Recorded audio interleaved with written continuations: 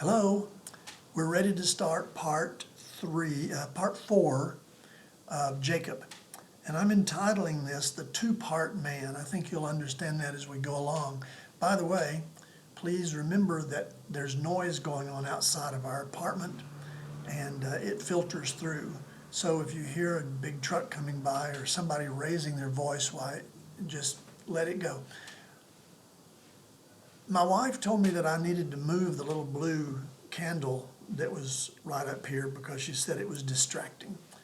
And so I moved it today. I actually remembered. She told me that the first time, but I've actually remembered by time number 4. And I did it just because if Mama ain't happy, ain't nobody happy. So I wanted to keep Mama happy. And you men out there that are watching this, if you could just remember that, life at home would actually be wonderful. If Mama ain't happy, ain't nobody happy.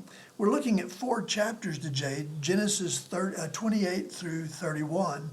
And I'm combining those all together because they're all part of this deceit and deception and contending and conniving that Jacob is involved in. And we discover that he has moved into the camp of connivers without realizing it when he went back to his uncle's house. So Jacob has fled from Esau. Well, I teach English, but that doesn't mean that I speak it well all the time. But Jacob has fled from Esau because he doesn't want to get killed. And he figures that he has some time because they're still going to have the 40-year mourning period for his father when he passes away, which he doesn't for 43 years. So he's got some time on his hands, and his mother said, you better get out of here for a while because Esau is going to kill you. And so she said, go up to Padan Aram. That's back on the other side of the Euphrates River where the family came from when Abraham left. So go back over there and go to my brother's house and get a wife while you're over there, and then come back, and everything will be okay. And it was kind of that way, kind of not that way. But he went. And the first person he met when he stopped at the well was this woman who came to water the sheep, and her name was Rachel. And it was kind of love at first sight. He fell in love with her right away. So she goes home and tells Laban that this man helped her move the stone so she could water the sheep. And he said, you didn't bring him home with you? You should have done that. That would be the proper thing to do. So go back and get him. So she went back and got Jacob and brought him home. And Jacob is getting started really in depth in the conniving. Now on the way up there, he spends the night in a place that later becomes Bethel or Shechem, in that area of what is modern-day Israel. And he spends the night there, and he takes a stone and uses it for his pillow. Now, in my life, in my world, pillow and stone do not work in the same sentence. I would never use a stone for a pillow. That would be, I don't see how he did it. I really don't. And when I read this story, I'm thinking, wow, there's got to be something else there. I haven't figured it out yet. But there has to be another reason why he chose the stone for his pillow. But he did, and he had this dream, and there were angels going up and down the ladder, and God was standing beside him and started speaking to him. And he told him some really wonderful things. Now remember that Jacob has just connived and stolen through deceit not only the birthright of Esau, but now the blessings of Esau. And now God is coming to him and blessing him in this dream. And in this dream, he says 3 basic things. He says, I am making of you a great nation. He said, I promised Abraham and Isaac, and I'm now coming and promising you this. And I will give you this land where you're sleeping right now. That was Israel. And he said, I will never leave you until I've accomplished the work that I want to do in you. And that was like death for Jacob. And so here he is getting a blessing from God, and all that he has done is stolen and connived and lied and cheated. How does that happen? And maybe you're asking yourself the same question. How in the world is God blessing him and giving him these three really big blessings that every one come to pass in his life? And the answer is simply this: God is keeping his purpose alive. Remember, he said in Genesis 3:15 that the seed of the woman shall crush your head. You'll bruise his heel, Satan, but he'll crush your head.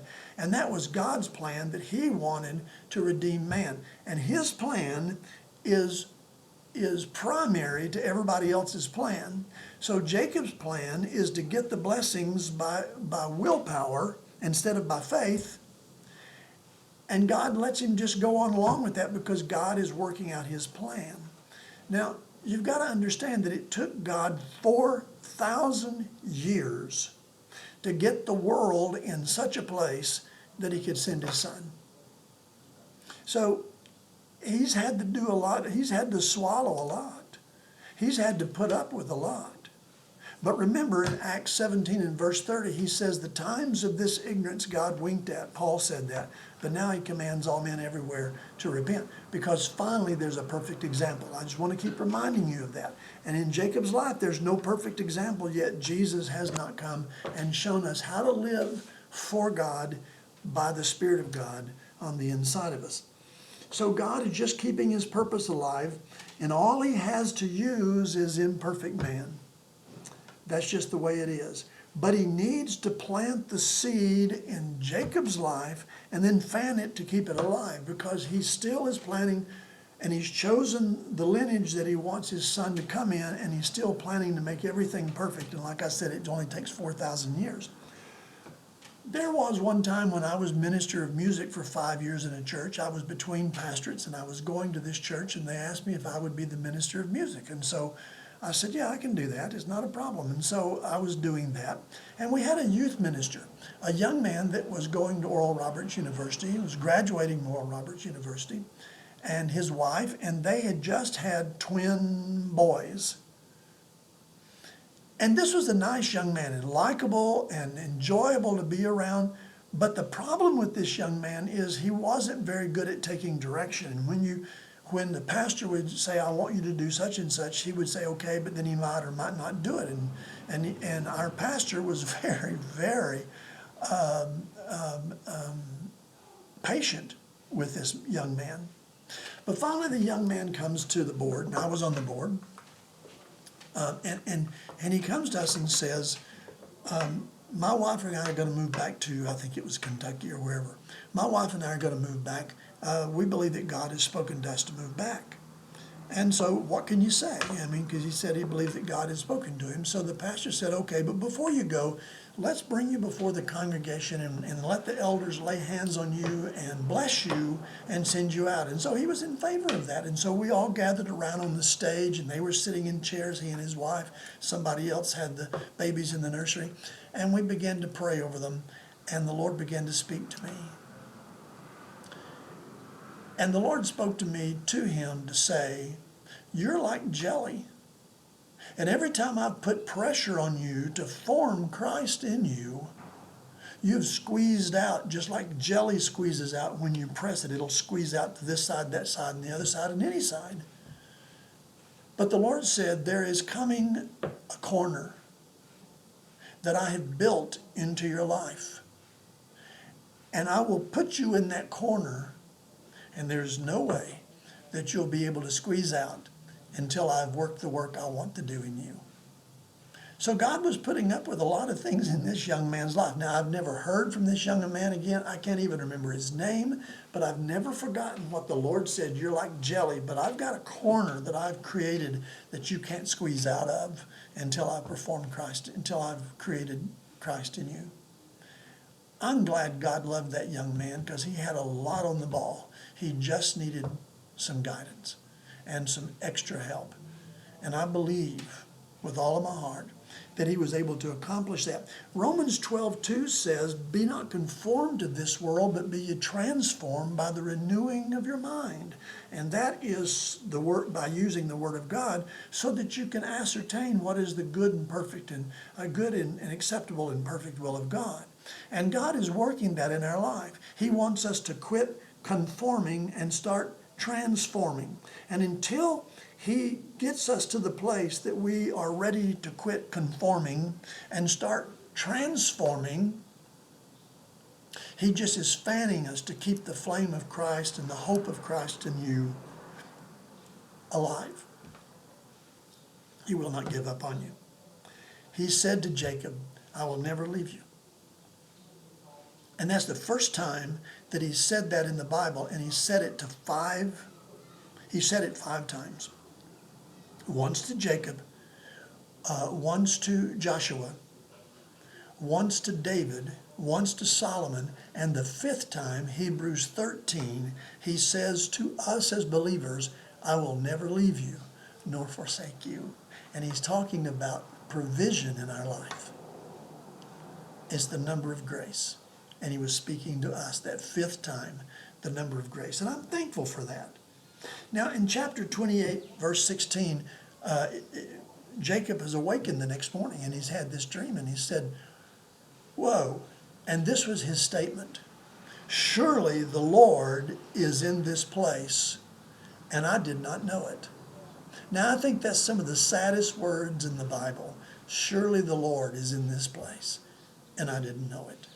And I wonder how many times in my life I probably could have said the same thing. I am so thankful that our Lord is a gracious Lord. I'm thankful that He has a plan for my life, and I'm thankful that He has a plan for your life, because there are a lot of times that God could have just killed us and moved right on.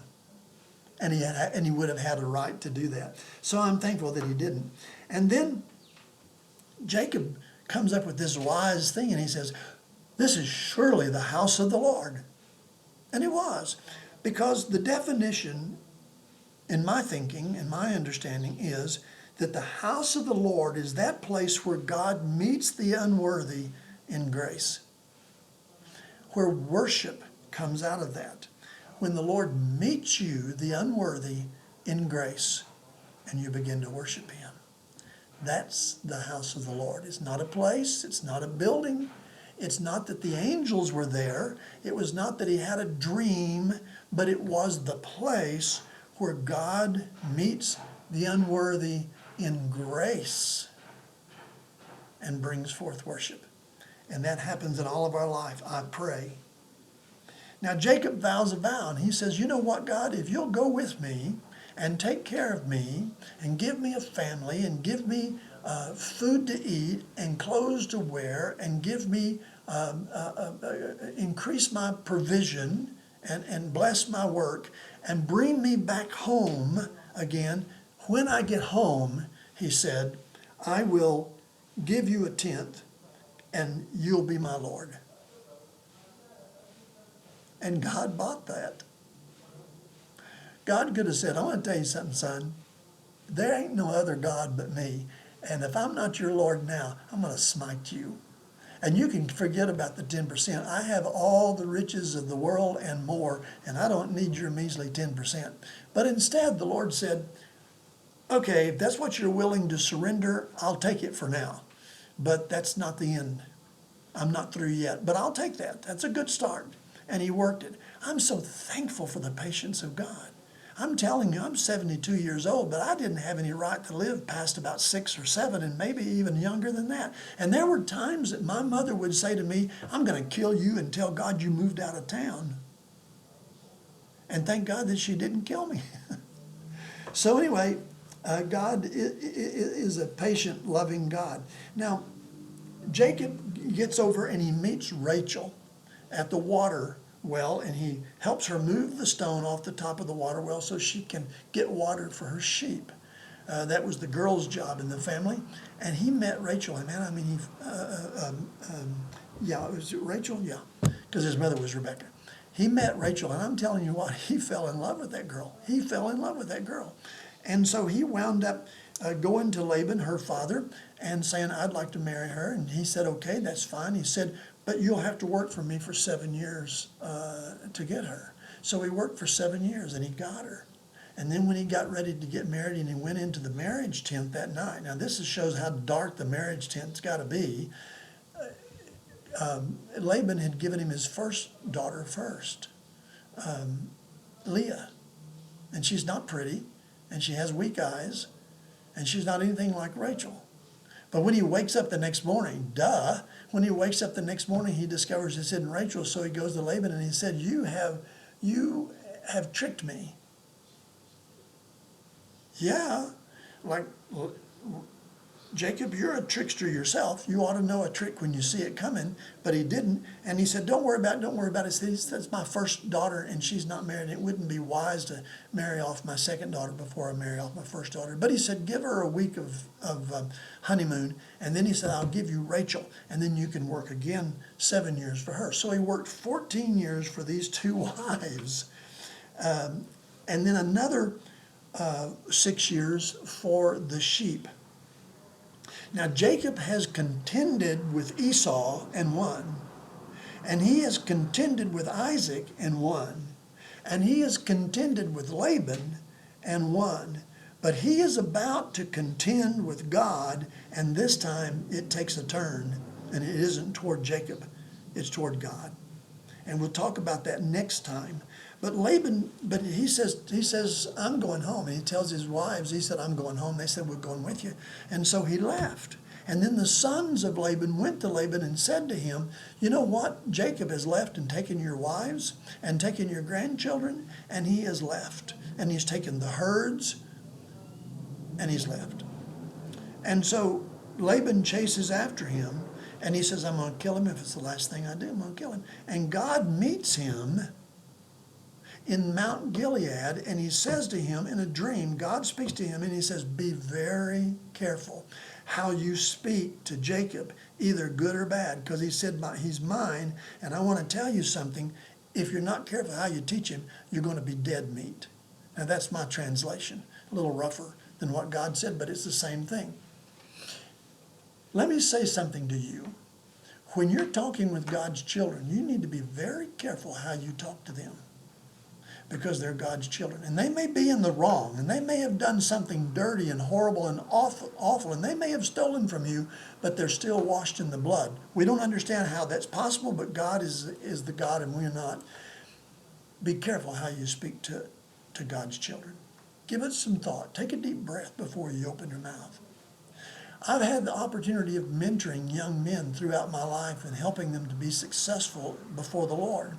It hasn't always been victorious, but it has often been victorious. And one time the Lord said to me, he said about this particular one that I was working with, he said, and he called him by name, and he said, he knows how to hear my voice. And then he said to me, the only time that he needs to hear your voice is when your voice is my voice. In other words, he was saying to me, don't open your mouth every time, but you make sure that when you open your mouth that you're speaking what I've given you to speak. And it's made a real difference in my life and a real difference in the lives of the young men that I've worked with, because every one of them are individual, and God is not a general God. And so he has a certain way he wants to work with them. And so I need to always hear from God. So you be careful how you speak to God's children, because if you don't. And when Laban caught up with him, he said, I want to tell you something. I came to wipe you out, man. He said, you've hurt me and you've stolen from me, and I was going to hurt you back. But he said, but your God, the God of Abraham and Isaac, your God, has stopped me this night and said, you said, don't you dare. You be careful what you say, and you be careful how you handle him. And he said, but I want to ask you a question. Why have you stolen my gods? Now you'd think that if God came into you tonight and spoke to you, it'd make a difference and a change in your life. But it didn't in Laban. He was afraid to hurt Jacob, but he still said, my gods, you've stolen my gods. Well, Rachel's the one that stole them, and he went around and looked, and Jacob said, no, I haven't stolen your gods. Go check everything I've got. And Rachel, when he came into Rachel's tent, Rachel said, I can't get up. She said, I'm in the way of women, and I can't get up. And he said, that's okay. And so he kind of looked around and he left, but she was sitting on top of those idols, and she kept them. You know what? Deceit begets deceit. Laban deceived Jacob. Jacob deceived Laban. And now his wife is deceiving. And you're going to see as you continue to read the life of Jacob that his children grew up to be deceivers themselves. God had a lot of big changing to go on. And he said to Laban that night, he said, I want to tell you something. I served you for 20 years and you changed my wages 10 times. I could never know what you were going to do. And so he said, I'm going home. Now 20 is the number of unfulfilled or disappointed expectancy. And he said, I expected great things, and he said it hadn't happened. He did have great things. He had 2 wives. He had 11 sons by that time, and some daughters. And he had huge herds. I mean, huge herds. He had to pay people to take care of his herd. They were so big. And yet he said, I still didn't get what I was looking for. But that was because he wasn't looking toward God. He was trying to use his own stubborn will instead of living by faith. But this was the number of disappointed expectancy. So anyway, Laban says, let's make a covenant. And in this covenant, and they called it the Mizpah covenant, and it says this, the Lord watch over you and me while we're apart from each other. Now today we use that in a nice way, and when somebody says, we say, well, the Lord watch over you and me while we're apart from each other because we love each other and we want to let the Lord. But what he was really saying was, when we're separate from each other and I can't see what you're planning and you can't see what I'm planting, let's agree that God will watch over us to keep us from planning evil against each other. That was the Mizpah blessing. You know, there's sometimes when I think, okay, let's just get out of this situation, but don't turn your back to this person, just back out. And that's kind of what it was. He said, let's just keep backing away from each other and letting the Lord watch. And so that was the end of his dealings with Laban. Can you see his self-will is still working? He hasn't yet learned just by faith to receive the blessings of God. But the next time you and I meet, he is going to discover something.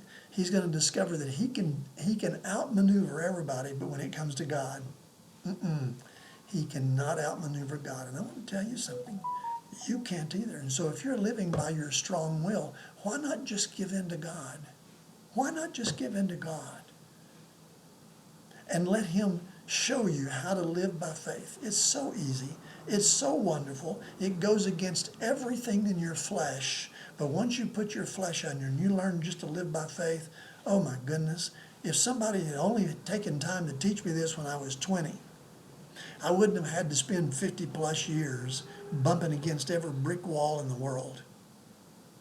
I want to bless you. And I pray for you that these lessons will help you to discover your own strong will and surrender it to God and let him begin to build by faith in you the blessings that you're so hungry for, that you want. Success in life, success in your family, success in your finances, success in your health, and all of those things that are a blessing of God for all of those who come to him by faith. I bless you. Have a great day.